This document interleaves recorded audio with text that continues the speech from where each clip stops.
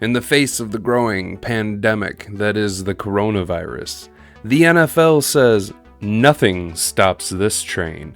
The Players Association reaches a new agreement with the collective bargaining agreement proposed between them and the owners group.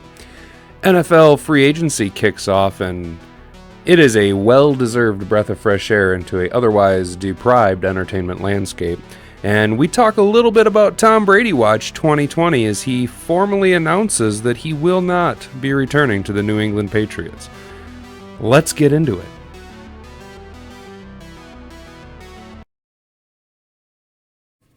Hey there, bud. It's Hat and Beard. Welcome back to the channel. Sorry if I sound a little weird. I'm not sick. I just am dealing with some work shit that has me just a little pissed off. But, you know, that's for me to deal with. So, let's talk about the NFL. Obviously, all other major sports leagues have been canceled for the foreseeable future. The XFL was one of the last standing ones. I don't think any of us were surprised that they just called off the whole season. I hope that they can recover from that. I think I said that in my last video. I hope that they do indeed recover from that, because it was a fun league. It gave guys a chance to just get out there and ball. It was entertaining for fans, at least for me, I thought, to watch. Because you got to see some experimental things, like the kickoff, like the transparency and the officiating. I thought that was really cool. I really dug both of those things. But onward, we must press onward, and looking forward to an exciting NFL season, which officially kicked off yesterday at 4 p.m. Eastern Standard Time with the free agency period going underway. And there was a lot of guys, a lot of money being spent, a lot of names being moved around. I'm not going to touch on every single one of them because I don't feel like it. I'm going to talk about a few things that happened and some Brady talk.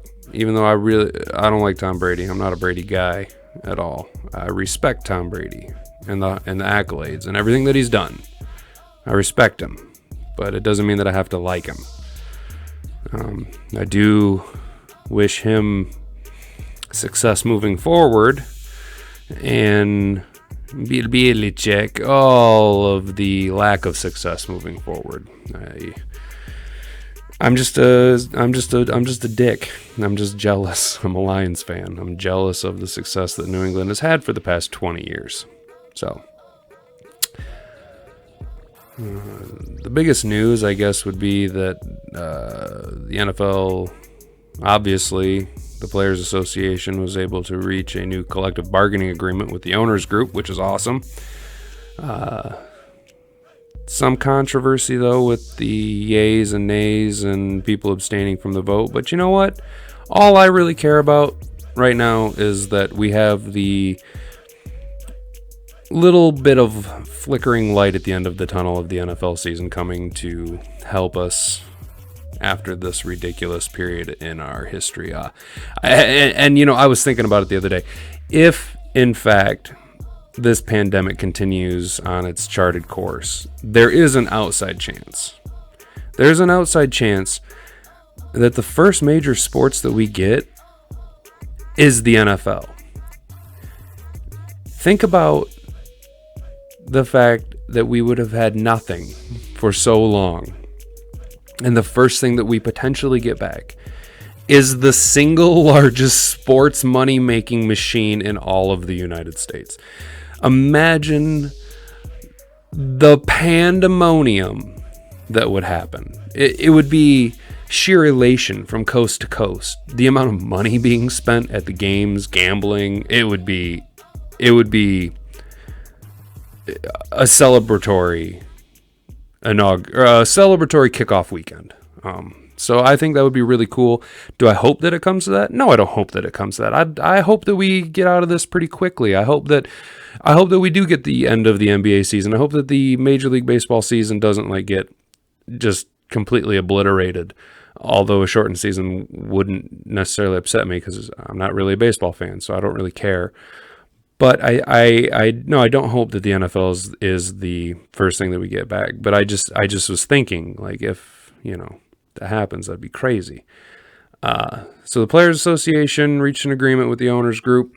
The salary cap was extended, I think, like $10 million, which is just an insane amount of money to a guy like me to think about. And they left the door open for, I think, in the next year or two, the expansion to a 18-week regular season, so 17 games with the expansion in the wild card bracket of the playoffs, I believe, which I think is super cool.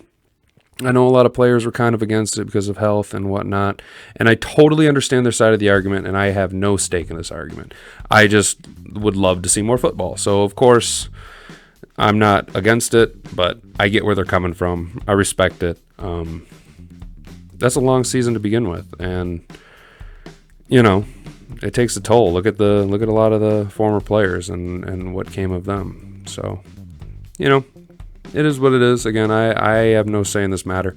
I'm just a guy who says something into a microphone sitting in his living room in the middle of nowhere. But that being said, let's get into free agency. All right, hey bud, like I said at the top of this video, I'm not going to talk about every single signing that went down. I'm just going to hit a couple of keynotes. And I think the biggest news that was made to kick off the NFL season was the trading of DeAndre Hopkins to the Arizona Cardinals, where all of a sudden Kyler Murray has a future Hall of Fame wide receiver and DeAndre Hopkins to throw to. I mean, come on, man. He looked good. Like, dude, Murray looked good at the end of the season. Arizona didn't look terrible. Like, they started to kind of really put it together, and they unload this ridiculous contract that they had for David Johnson. Now, I understand that when David Johnson signed that contract, David Johnson was the man. David Johnson, at one point in his NFL career, was indeed the man. He was a feature running back for any NFL team. He was the number one guy, but he's not anymore. And unfortunately, that's what happens when you ink these guys, these bell cow running backs, to a long-term deal like that. It takes a toll on them, and ultimately you're paying them this insane contract for a significant drop-off in production, and you're having to double up at the running back position like we've seen them do with Kenyon Drake. I think that's partially what we're seeing go on in Tennessee, where you see a franchise tag on Derrick Henry. Derrick Henry doesn't have that many miles on him, but Derrick Henry's running style will put a lot of miles on him. Derrick Henry wasn't that productive until this season. If you really look at his overall career production in the NFL, he hasn't really been the guy until this season.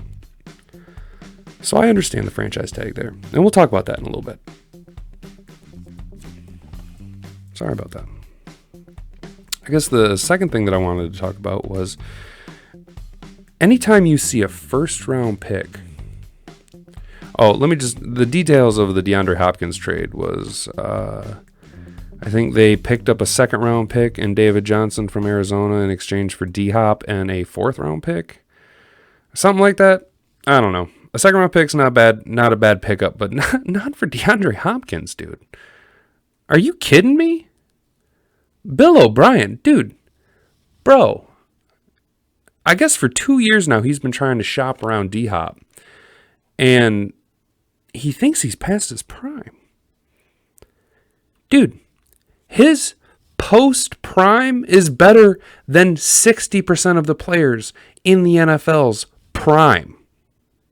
I'm not even a Houston Texans huge fan, but I know talent when I see talent. And D-Hop is talented. I don't know, man. I just don't get what's going on there. But I had to bring that back up. I'm ridiculous. But what I was saying, the second thing that I wanted to talk about was, dude, anytime you see a first round pick be dealt away, you are giving up the potential for a franchise player. Now, I realize that a lot of guys in the first round don't end up being what we all project them to be. But some of them do. So to give up a first round pick is to potentially give up a lot. Let alone giving up a top 15 first round pick. So I'm looking at you, Indianapolis. You gave away the 13th overall pick.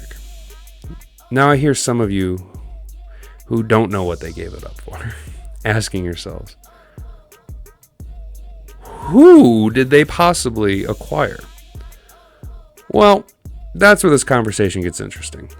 Not only did you give up, you gave up the potential for a future Hall of Fame player.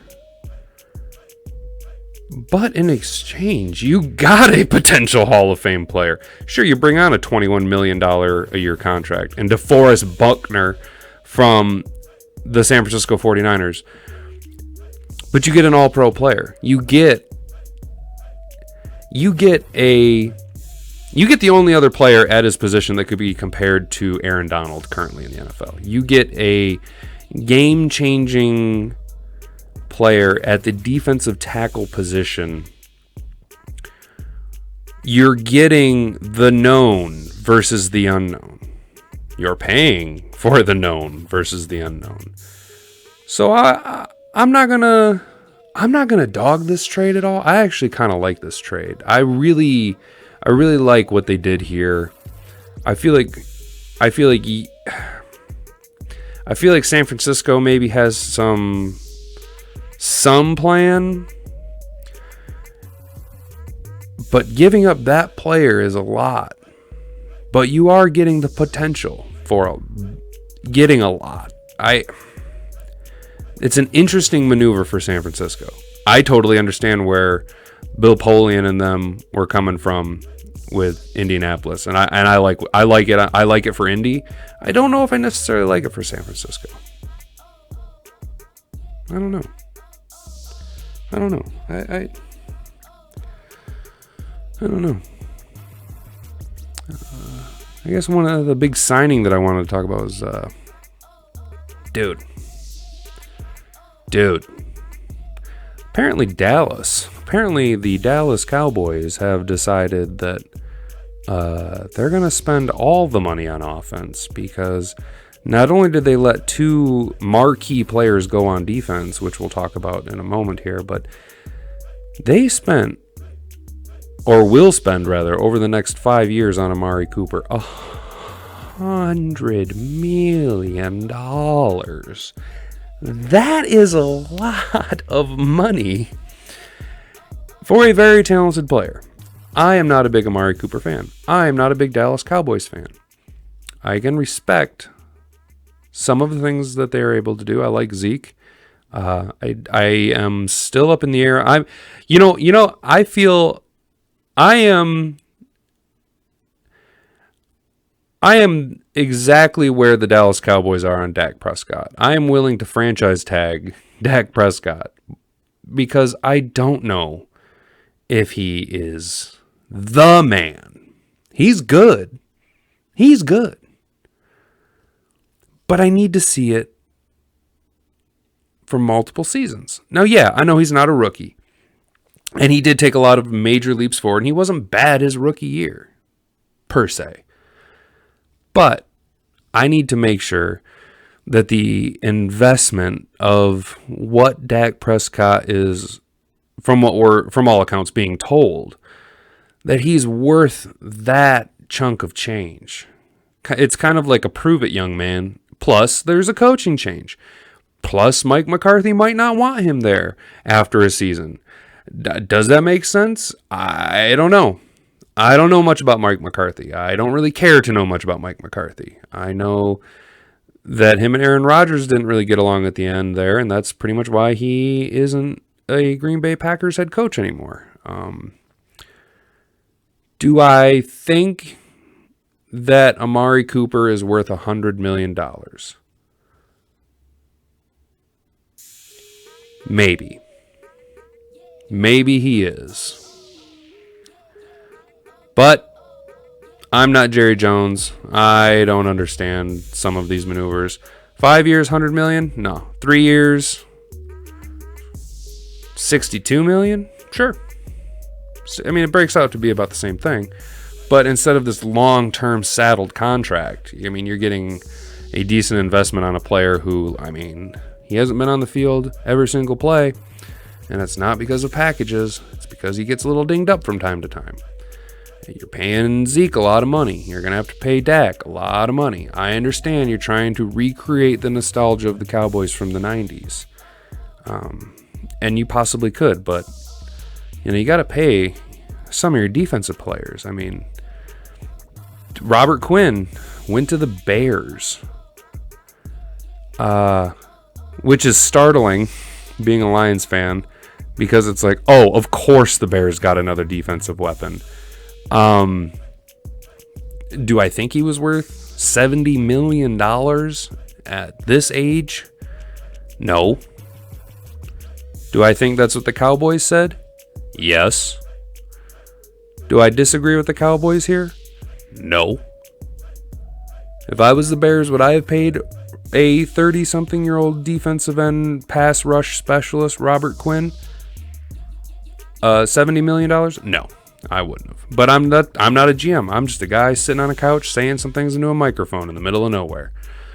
And the Cowboys then also, Byron Jones, their all-world corner, went to Miami, where Miami is now just stockpiling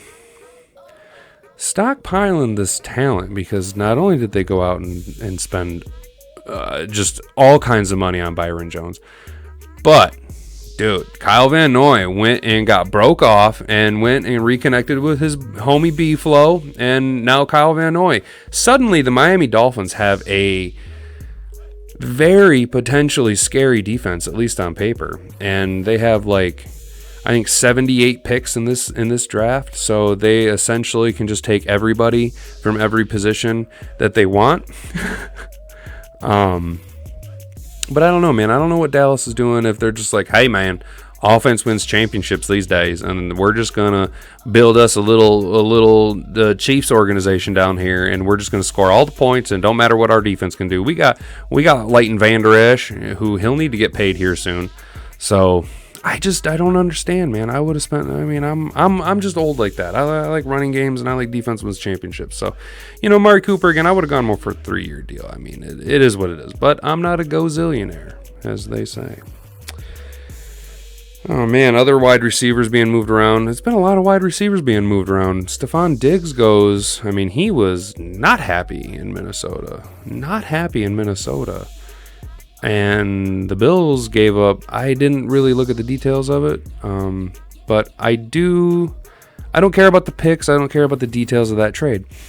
What I care about is Josh Allen now has a Pro Bowl wide receiver in Stephon Diggs, a clear-cut number 1 wide receiver in Stephon Diggs. Josh Allen has a big arm. Stephon Diggs has big wheels. Josh Allen has a big arm that throws the ball hard. Well, Stephon Diggs catches everything. Okay? The Bills just locked down the AFC East, especially with Tom Brady coming out and saying that he's done in New England. Dude, the Bills have now just become the potential number 1 top dog in the East, and a dark horse candidate to be an AFC contender. I mean, let's be honest.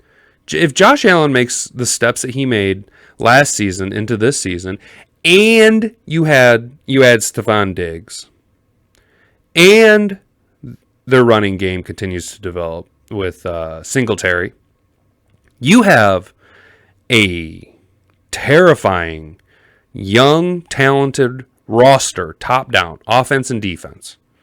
The Bills, shout out to Bills Mafia for now just being the number one team in the AFC. Good job, Buffalo Bills. I look forward to seeing you guys get a Super Bowl ring here in the next 4 or 5 years, because that's Stephon Diggs' deal. Whew, that is sweet for you guys. And Minnesota, I mean, you guys get like 4 picks out of it, and you get to remove a distraction from your team. So, we all knew that Adam Thielen was the man. I expect to see maybe Kyle Rudolph. They got that other young, talented tight end that they drafted last year. They picked up some picks. Maybe they'll go after wide receiver in the draft. Who knows? Who cares? Dude, Minnesota was loaded, and they had a luxury of two number one wide receivers. They had that luxury, so they dealt one away.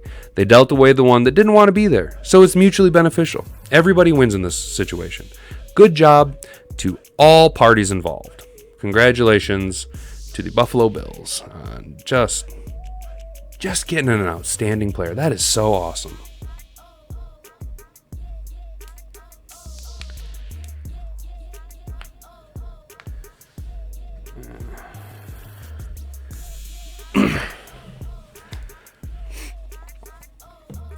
All right, you guys, let's talk about a little quarterback action, as this year has really showed the free agency class for quarterbacks has probably been the strongest that it has ever been, obviously, with the greatest quarterback of all time hitting the free agency market. This will be the first time that Tom Brady will suit up for another team in 2 decades.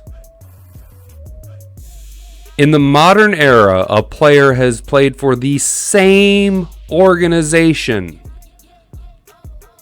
Not just played. Not just won multiple championships for multiple organizations. He did this all with one organization. I don't even like Tom Brady. I respect everything that he's done, though.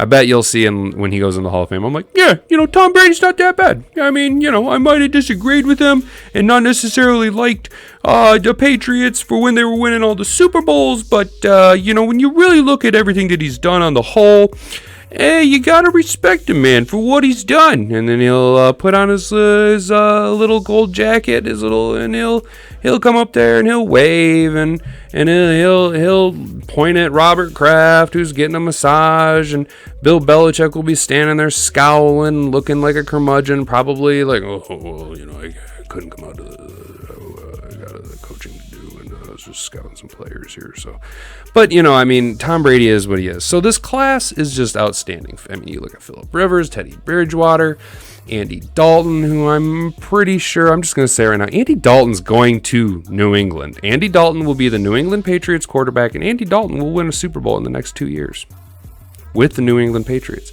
Andy Dalton is not a bad quarterback. Gingers unite, I guess, but Andy Dalton is a good quarterback in a crap situation. Andy Dalton and Matt Stafford's careers are exactly parallel, obviously injuries aside, but good quarterbacks in shit situations. Joe Burrow will have the exact type of career as Matt Stafford. He will be a top tier, not elite, top tier quarterback with all the talent in the world and a crap organization around him. And that is unfortunate for Joe Burrow. That's unfortunate for Matt Stafford. It's been unfortunate for Matt Stafford and Andy Dalton. So I hope Andy Dalton goes to New England. I think that'd be pretty cool for him. I don't know if I could root for New England, but I'd like to see him land there. Again, mostly it's because I don't know if New England can afford anybody but Andy Dalton. Their salary cap is just, razor thin. But notable quarterback signings: Kirk Cousins Kirk Cousins got broken off, and he signed a nice little extension with the Minnesota Vikings. Deservedly so. We finally got to see primetime Kirk come out, and he was born this year against the Dallas Cowboys. So congratulations to Jason Garrett for last season giving birth to primetime Kirk and breaking him off and becoming a very, very wealthy man. Congratulations, former Spartan quarterback Kirk Cousins, on getting paid again from the Minnesota Vikings. It looks like Teddy Bridgewater, at least at the time of this recording, Teddy Bridgewater is real close to signing, from everything I've seen indicated, with the Carolina Panthers, which would be an awesome fit, especially with Carolina just this morning announcing that, hey, them and Cam Newton couldn't come to terms, so they've given Newton permission to be shopped around. And I'll talk about Cam Newton when I talk about Tom Brady, because I think their futures are intertwined. Or rather, I should say, Cam Newton's future is completely linked to whatever Tom Brady decides to do. Unnotable signings. Marcus Mariota went and signed with the Las Vegas Raiders of Oakland. The Los Angeles Las Vegas Raiders of Oakland, or whatever the hell you want to call them. I don't know if he is going to try and compete down there with Derek Carr. I am of the people who believe that Derek Carr is a good quarterback. I just don't think he has ever been given a chance to succeed. I know that's an excuse that a lot of guys use as a cop-out, and it might be. Maybe Derek Carr is crap. But I think he's got a lot of arm talent, and I just don't think he's ever really had... I just don't think he's ever really had a golden... season where everything clicked. Sometimes everything just clicks for guys and it's like, oh my goodness, and then they just kind of have mediocrity the remainder of their career, but you kind of remember when they were good, and that one year they were sweet. I don't think Derek Carr has ever really had that type of season. So I think Marcus Mariota is going to Oakland, Las Vegas to maybe it's like a smokescreen to Derek Carr. Or maybe they're looking to deal Derek Carr. Who knows what the Davis family has just cooking in that gumbo pot of Oakland? Who knows what John Gruden's doing out there? I mean, we're talking about the guy who traded Khalil Mack. So who knows what's going on out in Oakland? But Marcus Mariota getting broke off out there to be potentially the starter, if not a very well-paid backup. And notable signing was Ryan Tannehill signing an extension with the Tennessee Titans. I really like that. They did a more of a short-term deal. I mean, he's going to be paid. He's not a young man. He had a very successful season in terms of wins. Numbers not as great as you would be looking for in an elite quarterback. Numbers didn't need to be great. I like the Ryan Tannehill extension because it gives you that veteran presence at quarterback, a winning mentality, a guy who seems to be on the same page as Mike Vrabel, as well as you maintain the nucleus of what was successful this season and force Derrick Henry to prove himself. This is what I was talking about with the franchise tag being placed on Derrick Henry. Derrick Henry needs to prove it. He needs to prove it consistently. If Derrick Henry comes out and does the exact same thing he did this season and just dominates the NFL the way that everybody knew that he could, Derrick Henry will be paid handsomely next season. If Derrick Henry comes out, and Derrick Henry is the Derrick Henry that we've seen his entire career until this season, then the Tennessee Titans avoid a huge financial burden of like a 5-year, $100-some million contract. They just dodge that bullet. So I like it. Does Derrick Henry sign it? Who knows? But Tennessee was facing something like 28 free agents. And by extending Tannehill, they were able to maintain the nucleus and franchise tagging Derrick Henry. They were able to maintain the nucleus of their offense. They have young wide receivers, a young tight end. They can address some of the other free agency needs. or other needs they have rather at, in their own free agent pool. I mean, they have their own tiny free agent pool. Dude, they could damn near field a whole other team with a number of free agents that they have coming up. So I actually hope that Tennessee and Ryan Tannehill continue success. I'm a Titans fan. Secondary, they're not my team, but I still root for the Titans. I was a Titans fan when I was a kid, back when old Steve McNair was throwing to Frank Wycheck and Derek Mason, and Eddie George was the running back there. The Music City Miracle, I remember watching that live. That was pretty awesome. But that I think that's going to kind of wrap it up for the signings.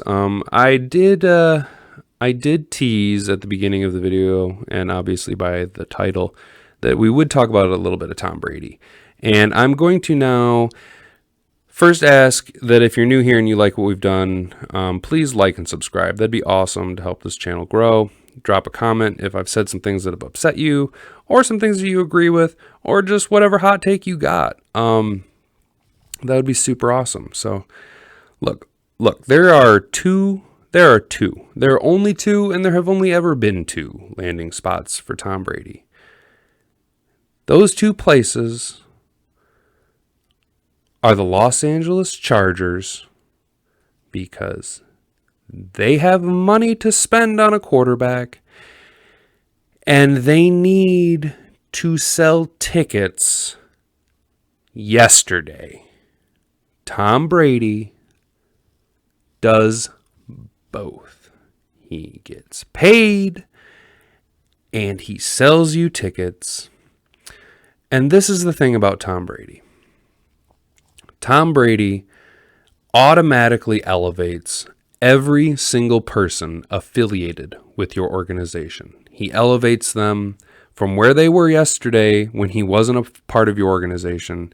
He elevates them today to a higher place from where they were now that he is with your organization. Tom Brady is the greatest quarterback in the history of the NFL currently. Tom Brady can still ball with the best of them currently. Tom Brady will sign with the Los Angeles Chargers, or, and this is where I think he will go, I think Tom Brady will sign with the Tampa Bay Buccaneers, and in doing so, bring with him Antonio Brown. You will have Antonio Brown, Mike Evans, Chris Godwin, Tom Brady, and Bruce Arians' offense, where somehow they will figure out a way to keep the greatest quarterback in the history of the NFL upright, not take a lot of hits, and absolutely dominate the NFC. You will then see for the next 2 to 3 years Tom Brady squaring off from the NFC against either Patrick Mahomes or Lamar Jackson annually in the Super Bowl. I really think Tom Brady to Tampa Bay is the fit. I think that's what's going to happen. I think Jameis Winston will be dealt away. I don't really see anybody else now making a play for Brady. Obviously, Tennessee re-signed Tannehill. San Francisco came out and said, no, we're not going after him. Carolina's looking to sign Teddy Bridgewater. I don't think the Bears are going to have the type of money, and I don't think Tom Brady would want to play in Chicago. It's cold. It's gross.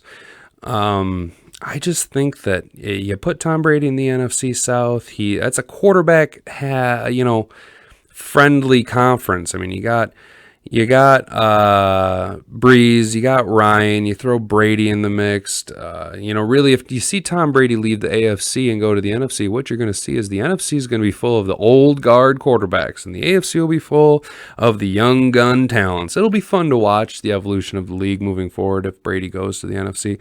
And like I said earlier, Cam Newton's future, I think, is directly connected and intertwined with Tom Brady's future. Whichever one of those two teams Tom Brady does not sign with, I think you'll see Cam Newton go to the Los Angeles Chargers. All right, but that's going to do it for this video. I know I had talked about doing some NFL content, and I had wanted to. I'm currently doing. I had wanted to wait a little bit. I was hoping to get through the XFL season, but with the current state of affairs in the world, obviously that's not going to happen.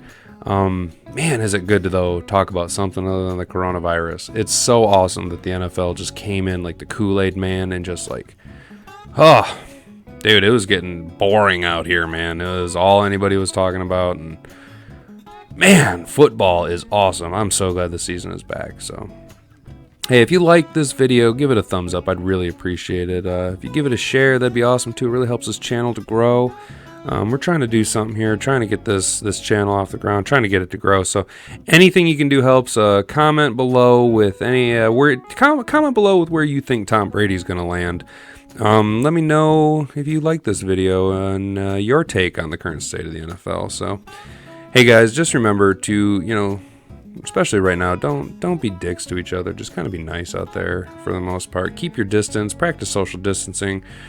Wash your hands. And always remember, just always remember, that I've been Hat and Beard and you've been a tuna sandwich. We'll see you next time, bud. All right, catch you later.